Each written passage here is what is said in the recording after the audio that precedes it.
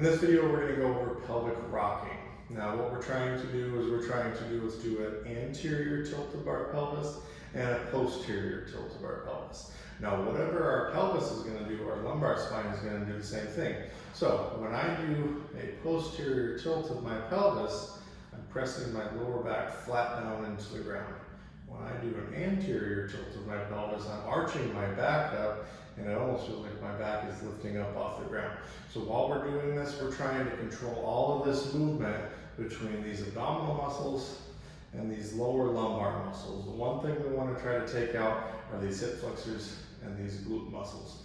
So a lot of people want to do this and try to lift their hips up. We're not trying to work into a bridge with this exercise. We're just trying to get some gentle range of motion into some flexion and extension.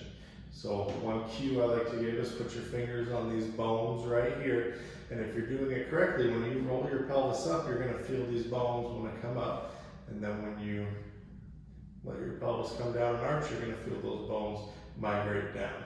So we're just going to feel them come up and down.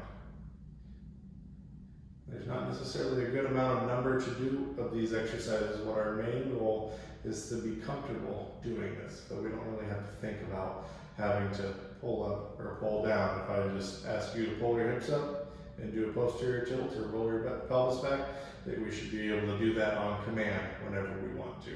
So just being able to rock back and forth, letting my feet relax, my knees relax, so that way I don't engage my hips and I'm creating this tilt with my abdominals.